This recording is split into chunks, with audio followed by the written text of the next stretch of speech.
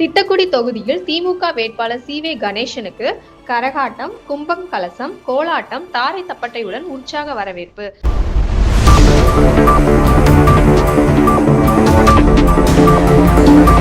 கடலூர் மாவட்டம் திட்டக்குடி சட்டமன்ற தொகுதியில் திமுக சார்பில் மீண்டும் போட்டியிடும் அமைச்சர் சி.வே. கணேசன் அவர்கள் தனது தேர்தல் பிரச்சாரத்தை தொடங்குவதற்காக மலையனூர் நோக்கி சென்றபோது கல்லூர் ஆவட்டி கூட்டு சாலையில் கட்சி நிர்வாகிகள் மற்றும் பொதுமக்களால் உற்சாகமாக வரவேற்கப்பட்டார்.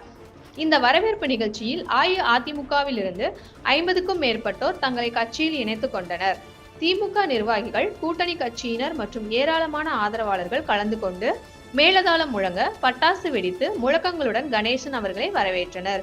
அவருக்கு மாலைகள் அணிவித்து கைத்தட்டி வரவேற்றது அந்த பகுதியை திருவிழா போல் மாற்றியது.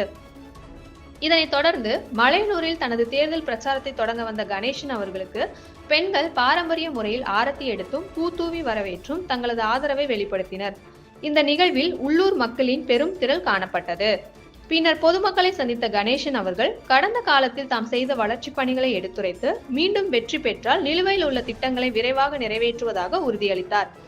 மேலும் தொகுதியின் வளர்ச்சிக்காக அனைவரும் திமுகவுக்கு ஆதரவு அளிக்க வேண்டும் என்றும் கேட்டுக்கொண்டார்.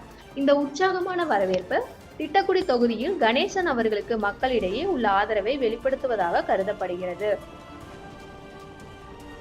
செய்திகளுக்காக தீதும் நன்றும் செய்தியாளர் வெங்கடேசன்.